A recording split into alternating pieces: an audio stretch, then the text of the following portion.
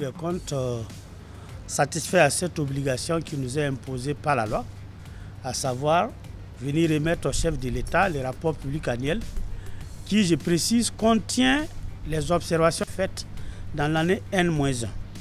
C'est-à-dire que nous venons de remettre les rapports publics 2023, c'est-à-dire qu'ils portent sur les activités de la Cour au cours de l'année 2022. Nous avons rappelé qu'en 2022, nous avons poursuivi l'activité de jugement des comptes de gestion et nous avons jugé les comptes de 2017 à 2020. Aussi, comme activité juridictionnelle, il y a le jugement des fautes de gestion. Là, la Cour a intensifié la détection des fautes de gestion et plusieurs dossiers ont été identifiés et confiés à la Chambre qui s'occupe de cette question.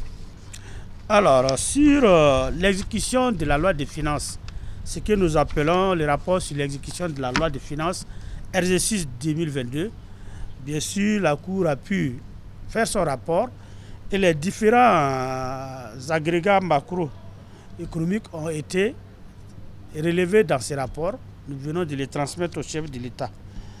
Ensuite, nous avons ce qu'on appelle la certification des formulaires dans le cadre du rapport ITIE. C'est sur les revenus qui sont issus des industries extractives, particulièrement l'or. Là aussi, la Cour en 2022 a fait la certification de 137 formulaires qui lui ont été transmis par les différentes entités publiques qui sont chargées de récolter ces revenus.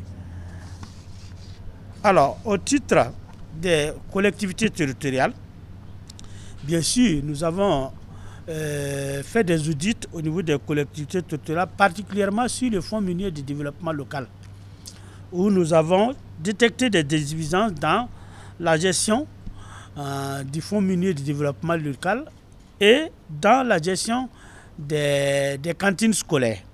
Voilà, nous avons fait des recommandations pour voir dans quelle mesure cela pouvait être amélioré. Vous verrez dans les rapports publics, vous verrez des images qui ont été prises pour montrer comment les cantines scolaires sont gérées au niveau de nos communes.